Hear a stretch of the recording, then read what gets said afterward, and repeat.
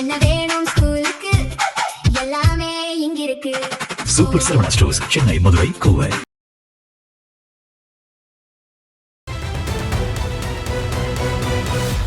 அரசியல் களம் நேயர்களுக்கு வணக்கம். இன்றைக்கு நம்ம நேயர்களுக்காக மூத்த பத்திரிகையாளரும் அரசியல் திறனாய்வாளருமான திரும்ப ஐயநாதன் அவர் நம்மோடு இருக்கார். அவரோடு பேசலாம். ஐயா வணக்கம்.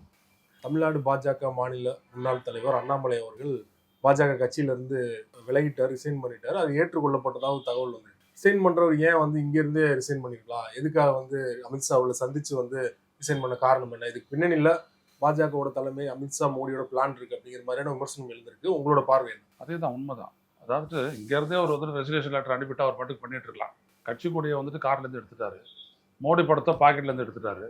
அப்புறம் என்ன அப்படின்றது எல்லாருக்கும் தெரிஞ்ச விஷயம்தான். அதாவது என்ன அப்படின்னோம்னா, விஜய் ஜெயிச்சு வந்துட்டார், நம்பலாம் முடியாது. அப்போ அப்படி வராங்க, அப்போ அவங்க ஆராயிறாங்க மூலம் என்னன்ட்டு. விஜய் வெற்றி பலருக்கு நம்பிக்கை கொடுத்துருக்கா, பலருக்கும் வந்துட்டு ஆர்வத்தை தூண்டி இருக்குது. ஓகே, விஜயம் வந்துட்டான்ல, அப்புறம் என்ன நம்ம ஏன் அப்படின்ற ஒரு இடம் எல்லாம் வந்துட்டாங்க. வந்தவங்களுக்கு முக்கியமாக என்ன தேவைப்படுதுன்னா, எப்படி இது அப்படின்னா அவங்க அனலைஸ் பண்ணியிருப்பாங்க. எப்படி இது அப்படின்னோம்னா ஒன்றும் கிடையாது, ரொம்ப பெருசாலாம் ஒன்றும் கிடையாது. கட்டாயம் மோடி அமித்ஷாவுடைய ஆசீர்வாதம் வேணும், ஆசீர்வாதத்துக்காக போயிருக்காரு. அங்கே போகும்போது இவர் சொல்லியிருக்காரு, இல்லை உங்களுடைய முடிவை நீங்கள் எடுத்துக்கங்க, இருக்கிறதுனால இருங்க, வெளில போய்ட்டு கட்சி தொடங்குனாலும் தொடங்குங்க, அவ்வளோதான். மோடி ஏன் சந்திக்கிறத அவர் இருக்கிறாரு அப்படின்னோம்னா, நான் உங்களுக்கு எதிரானலாம் கிடையாது, நான் ஒரு கொள்கை ரீதியாக ஒரு தமிழ்நாட்டுக்கு சூட்டபுளான ஒரு அரசியல் கட்சியை நான் தொடங்குறேன், ஒரு கொள்கை அடிப்படையில் தொடங்குறேன். ஆனால் உங்களுக்காக தான் நான் நிற்பேன், நிச்சயமாக நான் 29க்குள்ளே உங்களுக்கு ஒரு பலம் வாய்ந்த ஒரு சப்போர்ட்டாக நான் இருப்பேன் அப்படி தான் அவர் சொல்லுவார். அதை மோடி எப்படி ஏற்றுக்கல அப்படின்னு தெரியல. ஆனால் வளர்ந்துட்டோன்னா அவங்க ஏற்றுக்குருவாங்க. இப்போ எப்படி விஜயை வளைக்க பார்க்குறாங்களோ அதே மாதிரி அவரையும் வளைச்சு பார்த்து பண்ணிடுவாங்க.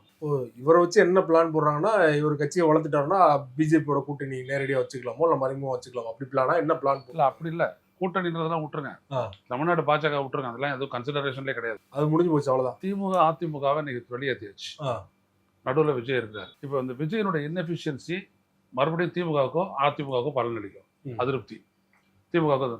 அதை வந்துட்டு மாற்றணும், அந்த மடை மாற்றணும். விஜயினுடைய அதிருப்தி நேராக இவர் வரணும். ஸோ அந்த இடத்த ஒரு ஃபில்லப் பண்ண போகிறார். இதுதான் சின்ன கால்குலேஷன். ஸோ விஜய் இன்எஃபிஷியன்ஸு மக்கள் வந்துட்டு திமுக அதிமுக ரிஜெக்ட் பண்ணிட்டு விஜய் கிட்ட கொடுத்தாங்க. விஜய் தனது திறமையின்மையினால விட்டுட்டாரு. உடனே மக்கள் வந்துட்டு இன்னொரு திறமையானவர் பார்த்தாங்க, அண்ணாமலை தெரிஞ்சாலும் அவர் ஓட்டு போட்டாங்க. இதுதான் செட் பண்ண போகிற நெரேட்டிவ். அதை செட் பண்ணிவிட்டு அதை வச்சு அடிச்சிடலாம். அதுக்கப்புறம் மற்றபடி ரஜினி சப்போர்ட் இருக்குது அண்ணாமலைக்கு. ஓகே, அதான் ரொம்ப குரூசியல். இந்த ஸ்கீம் ஆஃப் திங்ஸில் வந்து ரொம்ப முக்கியமானது. ஐயா தமிழ்நாட்டை கேப்சர் பண்ணி தமிழ்நாட்டை அவனுடைய கைக்குள்ளே கொண்டு வந்துட்டானுங்கன்னா இந்தியா அவங்களுடைய கையில் இருக்கிற மாதிரி.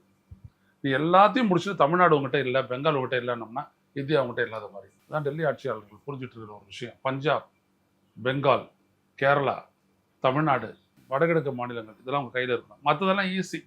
கர்நாடகா, ஆந்திரா, தெலுங்கானா, ஒரிசா எல்லாத்தையும் நீ கிரட்டி உருட்டி லட்டு பிடிச்சி வித்துடலாம். இங்கே தான் பண்ண முடியாது. ஏன்னா ஐடியாலஜிக்கல் ஸ்ட்ராங் ஸ்ட்ரென்த்து. இங்கே நாராயணகுரு, இங்கே ஐயா தந்தை பெரியார், வள்ளலார் பெருமான், அப்புறம் வந்துட்டு இன்னும் வருது ஐயா வைகுந்தர், இப்படியெல்லாம் இருக்கிறாங்க. இந்த மாதிரி ஒரு லைனப் இருக்குது. பெங்கால் எடுத்துக்கிட்டிங்கன்னா ரிச் பாலிட்டிக்ஸு. அந்த இடத்துல அவங்க இவிஎம் வச்சு அடிச்சு முடிச்சாங்க. இவிஎம் எஸ்ஐஆர் முதல்ல இவிஎம் அடுத்த முடியாது முடிச்சாச்சு. பஞ்சாப் இன்னும் முடியலை, அது ஒன்று. காஷ்மீர் அங்கே போனாங்க, முடியல. இதெல்லாம் தான் வந்துட்டு இந்தியாவை பிஜேபி கேப்சர் பண்ணுறதுக்கு நடுவில் தடுக்குது. இது தவிர 26 மாநிலங்களை பிடிச்சிட்டான். இங்கே ஸ்டாலின் வந்திருந்தார் அப்படின்னோம்னா அவர் வச்சுக்கிட்டு ஒரே நாடு ஒரே தேர்தலில் பண்ணியிருக்க முடியாது. ஸ்டாலின் வேகமாக வளர்ந்துட்டு வந்தார், இந்திய அளவில் ஒரு பெரிய லீடராக வந்துட்டு அடிச்சிட்டான், முடிச்சாச்சு, ஓரம் கட்டியாச்சு. 55 லட்சம் ஓட்டு அவர்கிட்ட பறிச்சாச்சு, காலி. விஜயை கொண்டு வந்தாச்சு. விஜய் ஒன்று ஒரே நாடு ஒரே தேர்தலாம் எதிர்க்க போகிறதில்ல. ஒரு ராஜ்யசபா சீட்டு தக்க வைக்க தரல, காங்கிரஸ்காரன் கொடுக்குறாரு, இவ்வளோதான், முடிஞ்சு போச்சு. அதனால் அவர் ஈஸியான ஒரு இது வந்துச்சு. ஆனால் அடுத்தது விஜய்க்கு எதிராக மறுபடியும் திமுக வந்துடக்கூடாது, அதிமுக வந்துடக்கூடாது. ஸோ அண்ணாமலை அவ்வளோதான். பார்க்குறதுக்கு அங்கே வந்துட்டு அவங்க முரண்பட்டு பேசுகிற மாதிரிலாம் இருக்கும் செய்தி. ஆனால் அதெல்லாம் உண்மை இல்லை. இந்துத்துவ அரசியலை கையில் எடுக்க மாட்டார் அண்ணாமலை. இந்துத்துவ அரசியல் எடுக்க மாட்டார், மதச்சார்பின்மை சொல்லிட்டாங்களே. அது இவர் சொல்கிறதுக்கு முன்னாடி நான் சொல்லிட்டேன், அது எடுக்க மாட்டார். மதவாத அரசியல். அவர் சர்ச்சுக்கு போவார், மசூதிக்கு போவார், யா அல்லான்னு போடுவார். விஜய் செஞ்சார்ல. இப்போ இந்த ஃபார்மேட் வந்துட்டு ஒரு இதாகிட்டோம், எல்லாருக்கிட்டையும் போயிடும். இவரும் முட்டி போட்டுக்கிட்டு திருத்தணியில் நடப்பார், எல்லாமே நடக்கும். ஏமாற்றணும், ஆட்சிக்கு வரணும், அவ்வளோதானே. அவங்களாம் ஒரே மாதிரி தான் செய்வாங்க. மோடி, விஜய் எல்லாம் ஒரே மாதிரி தான் செய்வாங்க. வேறு எதுவும் அவங்க தாண்டி செய்ய மாட்டாங்க. அரசியல் தெரியாது. ரஜினிகாந்த் அவர்கள் அரசியலுக்கு வரும்போது அண்ணாமலை தான் சிஎம் ஆக்க போறாரு, அவர் கட்சி ஆரம்பிச்சு வெற்றி பெற்றா அப்படிங்கிற மாதிரியான தகவல் வந்தது அப்போ. ஆனா இப்போ வந்து அண்ணாமலை ஆரம்பிக்க போற கட்சிக்கு ரஜினி அவர்கள் முக்கியமான என்ன மாதிரியான ரோல்? விஜய் குரூப் வந்துட்டு வெறுப்பேற்றுறாங்க இல்ல, அப்போ அவர் தன்னுடைய பலத்தை அவர் காட்டணும்ல. அவருடைய பலம் இன்னைக்கு தானே இருக்கு, அவருடைய ரசிகர்கள் இன்னைக்கு இருக்காங்க. அவங்களாம் என்ன பண்ணுவாங்க, அண்ணாமலையோட சேருவாங்க. அண்ணாமலையோட சேர்த்து பொறுப்பு வாங்கிக்குவாங்க. பொறுப்பு வாங்கிட்டு வலிமையாக கட்சி நடத்துவாங்க. ரஜினியுடைய சப்போர்ட் இருக்கும். ஃபர்ஸ்ட் மாநாடு தான் விஜயனுடைய முக்கியமான ஸ்டார்ட். ஃபர்ஸ்ட் மாநாடு இவரும் கூட்டுவார். ரஜினி ரசிகர்கள் ஃபுல்லாக வருவாங்க, கம்ப்ளீட்டாக பண்ணுவாங்க. அண்ணாமலையும் இவரும் சேர்த்து அப்படி கையை தூக்கி அப்படி காட்டினாங்கன்னா ஃபினிஷ்டு. ஏதோ விக்ரவாண்டியோட பெருசாக காட்டிடுவாங்க அவங்க. புரியுதுங்களா? எல்லாம் காட்டிட்டு வருவாங்க. திமுக அதிமுக சைடில் இருக்க போயிடும். திமுக அவ்வளோ சீக்கிரம் எதுவும் பண்ண முடியாது. ஆனால் ஓரம் கட்டுவாங்க. அதுக்கப்புறம் தேர்தல் நடக்கும். தேர்தல் நடக்கும்போது இவிஎம்ல விட்டு காலி பண்ணுவாங்க. சொல்லிகிட்டே இருக்கிறேன் நான். யார் கேட்குறேன்? ரொம்ப ஈஸியாக பண்ணிட்டு போயிடலாம். அவருக்கு எல்லாரும் ஒத்துக்கிட்டான்ல, விஜய் ஜெயிச்சிட்டாரு. ஒருத்தனா சொன்னீங்களாடா இங்கே 10 சீட்டு ஜெயிப்பார் அவர் அப்படின்ட்டு. 10 சீட்டு ஜெயிப்பாருன்னு விஜய் சொன்னீங்களா? 110 சீட்டு. உடனே விஜய்க்கு அப்படியே மக்கள் மாற்றத்தை நேசித்தார்கள், அடிச்சுட்டு போட்டார்கள் அப்படின்றான். அப்படியே அவர் பெரும்பான்மையை பெறல. மாற்றத்தை நேசிக்கிறாருன்னா ஒரு 150 சீட் வர வேண்டியதானே. பல இடங்களில் கம்மியான ஓட்டுல தானே தோத்துருக்காரு. பல இடங்கள்ல வந்துட்டு சீட்டே இல்லையே, ஒரு சீட்டு கூட இல்லையே. கரெக்டாக 7-8 மாவட்டத்தில் இல்லை, ஜெயிக்கல. எங்கெல்லாம் திமுக ஜெயிச்சதோ, திமுக ஒரு 180 இடத்துல ஜெயிப்போம் அப்படின்வாங்க. திமுக ஜெயிச்ச இடமும் இவங்க ஜெயிச்ச இடமும் கூட்டுங்க 181 இடம் வரும். கரெக்டாக அதெல்லாம் சரியா. அதாவது எங்கெல்லாம் திமுக ஜெயிச்சதோ போன முறை அங்கெல்லாம் வச்சு செஞ்சுருக்காங்க. எல்லாம் நகர மையங்கள். சென்னை, கோயம்புத்தூர், திருச்சி, மதுரை, நெல்லை முடிச்சிட்டாங்க. இங்கே மட்டும் பாருங்க யார் ஜெயிச்சிருக்கிறது? 2 தொகுதிங்க. துறைமுகம், சேப்பாக்கம், திருவள்ளிக்கணி விட்டால் அங்கே மதுரை அந்தகம். ஸோ அந்த 4 செங்கல்பட்டு, காஞ்சிபுரம், திருவள்ளூர், சென்னை, இந்த 4த்துலையும் பார்த்தீங்கன்னா இவ்வளோதான். யார் வச்சது? திருத்தணி. ஸோ 2+2 4 தொகுதி போக மீதி 33 தொகுதி இந்த 4 மாவட்டங்களில் யாருக்குன்னா தாவிக்கா. அப்படிப்பட்ட கட்சி அது. அவ்வளோ வளர்ந்துருக்குதா? வேட்பாளர் யாருக்கு தெரியுமா? தெரியாது. எல்லோரும் பிகிலின்னு போட்டாங்க. நம்புறாங்கல்ல, அண்ணாமலை ஜெயிச்சாலும் நம்புவாங்க. இப்போ அந்த முடிவு வந்துட்டாங்க. டெல்லி இவ்வளோ பெரிய சாதனைகள் செய்த திமுக வந்துட்டு தட்டி விட முடியும் அப்படின்னா விஜய் சாதாரணமாக தட்டி விட்டு போயிடுவான். அவ்வளோதான். இப்போ ரஜினிகாந்த் வந்து அரசியலுக்கு வரமாட்டேன்னு சொன்னவர் இப்போ வரதுக்கு காரணம் விஜய் அவர்கள் சிஎம் ஆயிட்டாரு. இல்லை, வெறுப்பேற்றிட்டாங்க. அரசியலுக்கு நான் வரமாட்டேன் அப்படின்றது நான் அன்னைக்கு சொன்ன முடிவு. அரசியல் வந்து நான் ஓரம் கட்டணும் அப்படின்றது யாரும் சொல்ற முடிவு? எனக்கு உரிமை இருக்குல்ல, நான் பண்றேன் அப்படின்னு. ஆனால் ரஜினி ரசிகர் கூட்டம் நீங்க மெச்சூர்டு பீப்புள் எல்லாரும் வருவாங்க. உள்ள வந்துட்டாங்க அப்படின்னா அது அண்ணாமலைக்கு ஈஸியாக பலம் சேர்க்கும். அருமையாக கொடுத்துட்டு போறாரு. அண்ணாமலை ஆட்கள் ஒரு 50 பேர் இருப்பாங்க. இவருடைய ஆட்கள் தான் 200 பேர் இருப்பாங்க. எம்எல்ஏ சீட் நீங்க கூடியவங்க. அவ்வளவுதான். அச்சு முடிச்சு இல்ல வெளிப்படையான மறைமுக அரசியல் ஈடுபடுவார் நினைக்கிறீங்களா? வெளிப்படையா வருவார். ஓகே, வெளிப்படையா வந்தாருன்னா தான் அண்ணாமலைக்கு பலம் தூக்கி விடுவாங்க. மாற்று அரசியல் அவ்வளவுதான். ஆனா இப்ப இருக்கிற இளைஞர்கள் பெரும்பாலானவர்கள் விஜய் அவர்கள் பக்கம் இருக்காங்க அப்படிங்கிற மாதிரியான பிம்பம் இருக்குது இல்லையா? அதெல்லாம் உண்மைன்னு நினைக்கிறீங்களா, பொய் நினைக்கிறீங்க? 100% உண்மை. இவர்களுக்கு நீங்க பதில் சொல்லுங்க. இப்ப இளைஞர்கள்கிட்ட சிந்தனை இல்லைன்னு சொல்லுங்க. நான் மறுபடியும் சொல்றேன். இளைஞர்கள்கிட்ட பொலிட்டிக்கல் திங்கிங் இல்லைன்னு சொல்லுங்க. 100க்கு 100% பொலிட்டிக்கல் திங்கிங் இல்லைன்னு சொல்லுங்க. அப்ப அவங்க விஜய் சப்போர்ட் பண்றாங்க. அவங்ககிட்ட பொலிட்டிக்கல் திங்கிங் இருக்குன்னு சொல்லுங்க. அவங்க விஜய் சப்போர்ட் பண்ண மாட்டாங்க. சரிதானே? அவ்வளவுதான். விஜய் கிட்ட என்ன அரசியல் சிந்தனை இருக்குன்றத நான் ஓட்டு போடணும்னு சொல்லுங்க. விஜய் நல்லா டான்ஸ் ஆடுறாரு, விஜய் நல்லா பயங்கரமா கருணாநிதியை திட்டுறாரு, ஸ்டாலினை திட்டுறாரு, அதை ஓட்டு போடுவாங்களா? அப்படின்னா இவரோட பெட்டரா வந்துட்டு சீமானில் திட்டிட்டு இருக்காரு. போட்டுக்கிட்டோமே. நான் ஒன்றுமே கிடையாது. இங்கே ஒன்று மட்டும் தெரிஞ்சுக்கணும். நெரேட்டிவ்னு பேசிகிட்டே இருந்தாங்க. நெரேட்டிவ் தான் எல்லாமே, வேறு எதுவுமே கிடையாது. கூலி விவசாயிகள், விவசாய பெருமுடி மக்கள், பெண்கள், கிராமத்தில் இருக்கிறவங்க, விவசாயிகள் இவங்களாம் விஜய்க்கு ஓட்டு போட்டாங்களா? வியாபாரிகள் விஜய்க்கு ஓட்டு போட்டாங்களா? பல்கலைக்கழக ஆசிரியர்கள் மற்றவர்கள் ஓட்டு போட்டாங்களா? அரசு ஊழியர்கள் ஓட்டு போட்டாங்களா? சும்மா அந்த நடுத்தர வர்க்கமும் மேல்தட்டு வர்க்கமும் நகர மையங்கள்லையும் இந்த பட்டியலினத்து மக்கள் வந்துட்டு ஒரு 30% பேரும் ரசிகர்களும் ஓட்டு போட்டாங்க அப்படின்னம்னா அது எப்படி 1,72,00,000 ஓட்டு ஆகும்? திமுக காரங்களே ஓட்டு போட்டாங்க அப்படின்றாங்க இல்லையா? எல்லாம் புழுகு. அப்படி தெரிலன்னு அர்த்தம். இவிஎம் பற்றி இவிஎம் வச்சு ஒரு கட்சிக்கு விடுற ஓட்டே தொடச்சி தூக்கி வெளில எறியலாம் அப்படின்றதெல்லாம் தெரியாது அவங்களுக்கு. அதான் சொல்ல வரேன்னு. நான் ஒரு புத்தகம் 150 பக்கத்துக்கு எழுதுறேன். இவ்வளோ தூரம் நான் பேசிட்டு இருக்கிறேன். ஏதாவது பதில் சொல்லியிருக்கேன் தேர்தல் ஆணையம்? இந்த அவர் பேசுறாரு, பொன்ராஜ் பேசுறாரு, பதில் சொல்லியிருக்கா? இந்த ஐயா எவ்வளோ கேஸ் போட்டாரு, பதில் சொல்லியிருக்கா? நீதிமன்றத்தில் பதில் சொல்லியிருக்காங்களா? இவிஎம்க்கு எதிரான போராட்டம் 99லேருந்து நடக்குது. ஸ்டார்டிங் சுப்பிரமணியன் சாமி, அதுலேருந்து தொடர்ந்து நடந்துக்கிட்டு தான் இருக்குது. கோர்ட்டு அப்படியே தேர்தல் ஆணையத்துக்கு சாதகமாக நிற்குது. மேட்ரு இவ்வளோ தான். உண்மையும் நம்மகிட்ட தான் இருக்குது. உலகத்தில் முன்னேறிய நாடுகளெல்லாம் காயத்தில் ஓட்டு குத்திக்கிட்டு இருக்கிறான். இந்த நாட்டில் மட்டும் வந்துட்டு நம்ம பொத்தான பிரஸ் பண்ணிட்டு இருக்கிறோம். அவ்வளோதான். இப்போ தமிழ்நாடோட எதிர்கால அரசியல் விஜய் விசஸ் அண்ணாமலை அப்படிங்கிறத இருக்கு போதா? அதுதான் நெரேட்டிவ் செட் பண்ணிடுவாங்க. நம்ம என்ன சொல்றது, எப்படிதான் செட் பண்ணி கொண்டு போவாங்க. 2 நாளை எப்படி ஃபோக்கஸ் பண்றாங்க பாருங்க. தொலைக்காட்சியில் யாரை ஃபோக்கஸ் பண்றாங்கன்னு பாருங்க. விஜய் எதிர்ப்பு அரசியல திமுக சரியா பண்றாங்கன்னு நினைக்கிறீங்களா? இல்ல, விஜய்க்கான எதிர்ப்பு அரசியல் வந்துட்டு இன்னைக்கு பண்றதுக்கு ஒண்ணுமே இல்ல. விஜய்க்கு என்ன எதிர்ப்பு அரசியல் பண்றது? அதுதான் ஃபெயிலியர் ஆச்சு. அவருக்கு என்ன எதிர்ப்பு அரசியல் பண்ண வேண்டியது? அதுவே காலி. அதுக்கு என்ன எதிர்ப்பு அரசியல் பண்ண வேண்டியது இருக்குது? அவங்க சாதிச்சுட்டு வெளில உட்காந்துட்டு இருக்கிறாங்க. எதையும் சாதிக்காத பதவியில் உட்காந்துட்டு இருக்காருங்க. இதுல விமர்சிக்கிறதுக்கு என்ன இருக்குது? திமுக சட்டப்பேரவையில் எதிர்த்து பேசுவாங்க, பண்ணுவாங்க, விவாதம் நடக்க, அது வேற விஷயம். வெளியில பேசுறது என்ன இருக்குது? நாங்கள் இதெல்லாம் சாதிச்சோம் அப்படின்னா தெரியாதா ஜனங்களுக்கு? திமுக ஆட்சியில் சட்டம் ஒழுங்கு எப்படி இருந்தது, இந்த 22 நாளில் என்ன நாறுதுன்றது யாருக்கும் தெரியாதா? அப்போ கரண்ட் கட்டு இருந்துச்சா? இப்போ கரண்ட் கட்டு இவ்வளோ வந்துருச்சு. இப்போ கேட்குறாங்க சிடிஆர் நிர்மல்குமார், அவர் வேற ஏதோ கதையெல்லாம் சொன்னார், நீங்களும் தானே பார்த்தீங்க. ஹார்ட் டிஸ்க் காணாம ஆர்டிஸ்ட் காணா போச்சு, கம்ப்யூட்டர் காணா போச்சு, அந்த என்ஜினியர் வந்து செருப்பை காட்டு உள்ளே போனார், செருப்பை அவனை திருட்டு போட்டான், எல்லாத்தையும் நாங்கள் விசாரிக்கிறோம்னு இருக்காரு. எதுக்காக கரண்ட் கட் ஆகுது சொல்லு? சம்பராச்சுனா 20% கன்சம்ஷன் கூடுதல் ஆகும். அதுக்கு நீ என்ன வழி பண்ணியிருக்காங்க சொல்ல தெரியலையே. இன்எஃபிஷியன்சி, திறமையின்மை, அதை மூடுறதுக்கு திமுக மேலே குற்றச்சாட்டு, செந்தில் பாலாஜி மேலே குற்றச்சாட்டு. இதானே இதை தான் விஜய் வந்துட்டு திருச்சியில் பண்ணார், இவர் இங்கே இன்னைக்கு ப்ரெஸ் மீட்டில் பண்ணுறாரு. தேர்தலுக்கு முன்னாடி ஏற்கனவே திமுக ஒரு ராஜ்யசபா சீட்டு, அதுக்கப்புறம் 5 எம்எல்ஏக்கள் வெற்றி பெற்றதுக்கு அப்புறமா 2 அமைச்சரவை தாவை கேட்ட, தாவை கேட்ட இன்னொரு ராஜ்யசபா சீட்டு வாங்கிக்க. உழைக்காமலே காங்கிரஸ் வந்து இந்த அளவுக்கு ஒரு பலன் பெறாங்க அப்படிங்கிற மாதிரி விமர்சனங்கள் நேத்துல இருந்து. மோஸ்ட் சக்சஸ்ஃபுல் பெக்கர் அப்படின்னா காங்கிரஸ் கட்சி தான். எல்லா பெக்கரும் பணக்காரனா இருக்க முடியாது. காங்கிரஸ் பெக்கிங் மட்டும் நல்லா ஒர்க் அவுட் ஆகும். அன்னைக்கு வந்துட்டு ஒரு சீட்டு இல்லாத திமுக கிட்ட ஒரு சீட்டு வாங்கினாங்க. இன்னைக்கு 5 சீட்டை வச்சுக்கிட்டு ஆட்சிக்கு ஆதரவு கொடுத்துட்டு இன்னொரு சீட்டையும் வாங்கிட்டு போயிட்டாங்க. இதுக்கு விஜய்க்கு வந்துட்டு என்ன, பாஜகவுக்கு எதிராக தனக்கு ஒரு சப்போர்ட் வேணும் ஆல் இண்டியா லெவலில், உடனே காங்கிரஸ் கொடுப்போம், சப்போர்ட் தக்க வச்சுக்கோன்றதை அவர் பண்றாரு. இவருடைய ஒரு டெல்லியில இவருக்கு ஒரு ஆள் கிடையாது. இவரெல்லாம் முதல்ல அனுப்பணும் ராஜ்யசபைக்கு. அடுத்த தேர்தல் எப்போ நடக்க போகுது? 29 நடக்க போகுது. அதையும் யோசிக்கல. ஏன் யோசிக்கல விஜய்?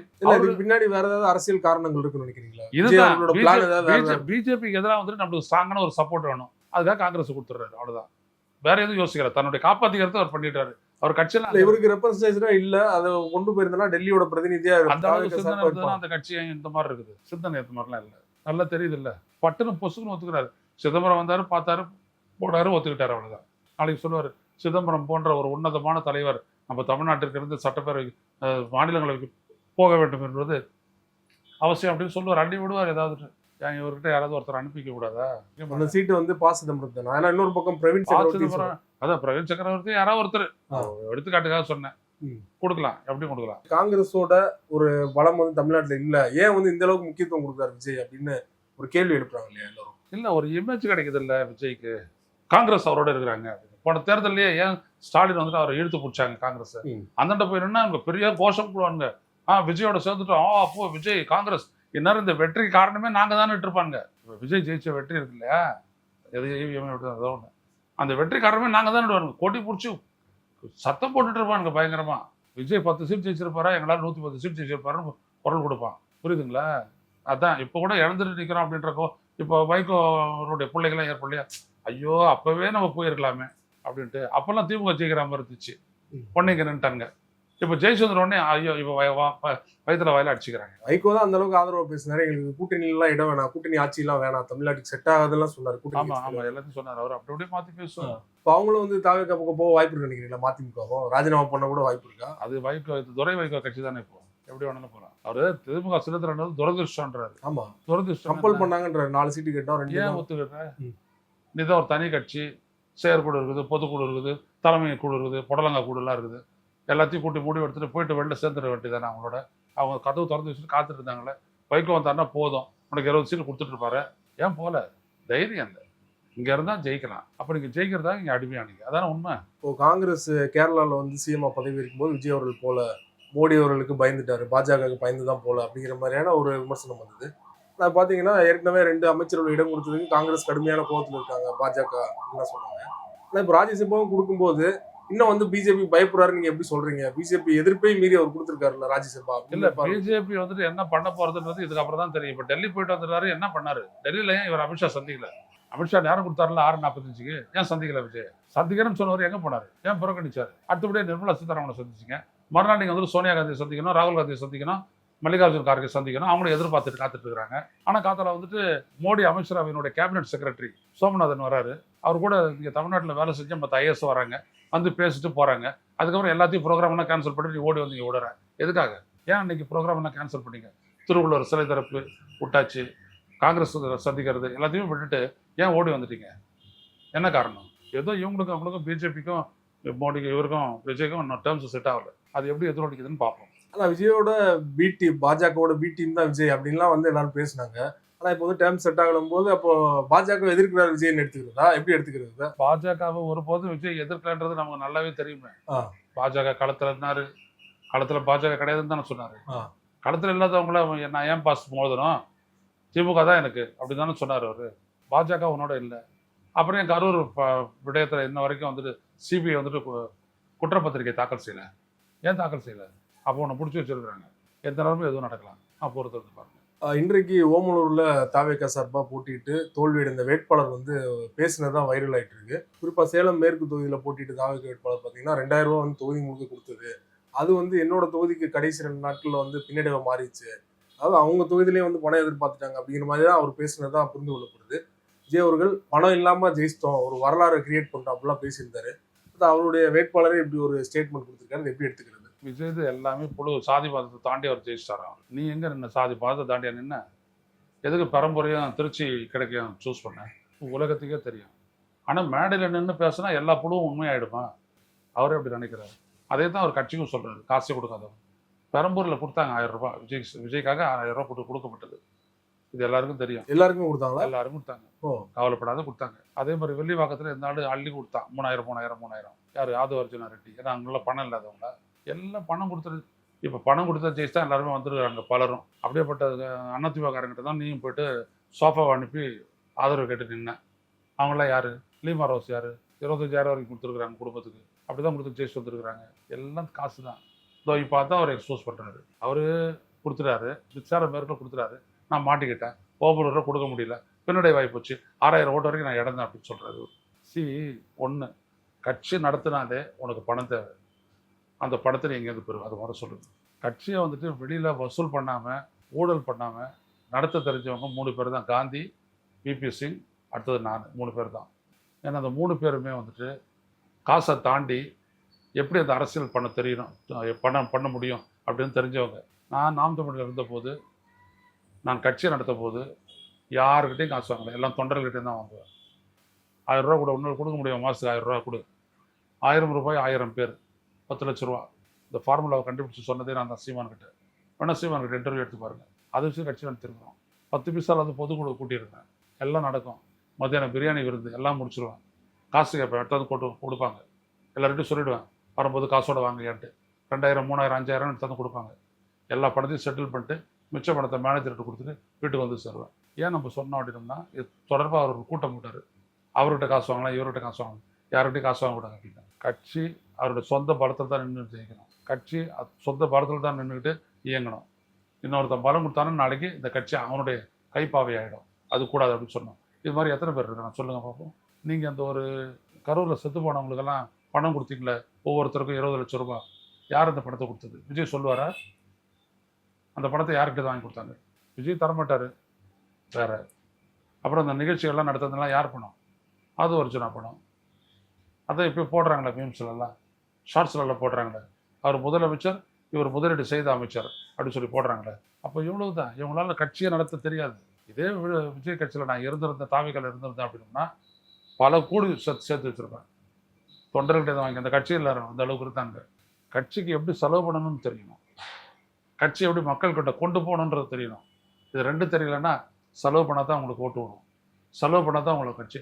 இப்போ நிறைய பேர் பிகிலுக்கு அப்படியே போட்டாங்க, விஜய் மூஞ்சை பார்த்து போட்டாங்கன்னா அதை மறுக்கல. ஆமாம், உண்மை போட்டாங்க. ஆனால் அதெல்லாம் ஜெயிக்க முடியாது. இவ்வளோ ஓட்டு 2 கட்சிகள்கிட்ட 1,04,00,000 ஓட்டை இழுத்து நீங்கள் உங்களால் ஜெயிக்கக்கூடிய அளவுக்கு நீங்கள் ஒரு ஆள் கிடையாது. அந்த அளவுக்கு உங்களுக்கு செல்வாக்கு கிடையாது. ஆக நடந்தது என்ன? காசு இருக்கிறவன் ஜெயிச்சான். அது எப்போதுமே நடக்குது தமிழ்நாட்டில். காசு இருக்கிறவன் ஜெயிச்சான், காசு இல்லாதவன் தோற்றான்.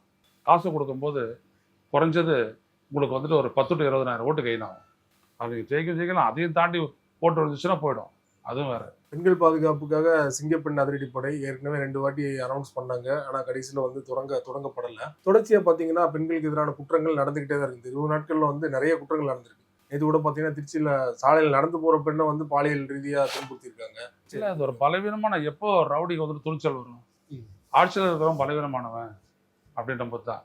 நான் என்ன சொல்ல வரேன்னா, அதே போலீஸ் ஃபோர்ஸ் ஸ்டாலின் இருக்கும்போது எந்த போலீஸ் ஃபோர்ஸ் இருந்தோ அதே தான் இப்போ இருக்குது. சிஸ்டம் அதே தான் இருக்குது. அப்போ சிஸ்டத்தை இயக்க தெரியணும். நீங்கள் கூப்பிட்டு பேசுங்க போலீஸ்காரங்கிட்ட, ஏன் அப்படி நடக்குது கேளுங்க, என்ன பண்ணணுன்றதை கேளுங்க. இதே மாதிரி தான் ஒரு முறை ஜெயலலிதா என்ன சொன்னாங்கன்னா, நான் ஆட்சிக்கு வந்தோடனே ரவுடிகள்லாம் மாநிலத்தை விட்டு போயிட்டாங்க அப்படிலாம் சொன்னாங்க. கொஞ்ச நாளில் பார்த்தீங்க அப்படின்னோம்னா சரியனுடைய புறநகர் பகுதியில் பயங்கர கொலை.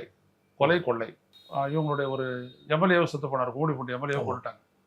திருவேற்காடு கஜேந்திரன் திமுகனுடைய பெரிய நிர்வாகி கொல்லப்பட்டார். இன்னொரு பொண்ணு ஸ்ரீபெரும்புதூரில் கொல்லப்பட்டுச்சு, +2 மாணவி கொல்லப்பட்டுச்சு. எல்லாம் theft for gain, murder for gain எல்லாம் நடந்துச்சு.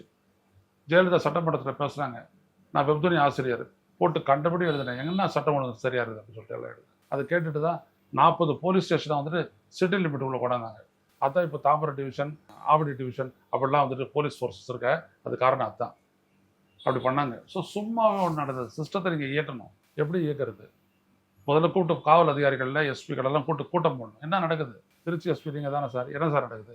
எப்படி அந்த அளவுக்கு எப்படி துணிச்சல் வருது? போன ஆட்சியை விட இப்போ ஏன் அந்த மாதிரி நடக்குது? என்ன காரணம்? எப்படி நீங்கள் தடுப்பீங்க? எப்படி தடுக்க முடியாது முதல்ல சொல்லுங்கள் அப்படின்னு நீங்கள் கேட்டிங்கன்னா ஒரு நாளில் எல்லாமே முடிஞ்சு போயிடும். கேட்கலையே. நீ சிங்கப்பண்ணே யார் அது? மறுபடியும் தமிழ்நாடு போலீஸ் தானே. அது ஏற்கனவே மட்டும் வேடிக்கை பார்த்துட்டு இருந்ததா? இப்போ சிங்கப்பண்ணேன்னு போட்டவொடனே அதை நடவடிக்கை எடுத்துருமா? என்ன செய்யணும் அப்படின்றதே தெரியல. சமூக குற்றங்கள் பெருகிக்கிட்டு இருக்குது நாளுக்கு நாள்.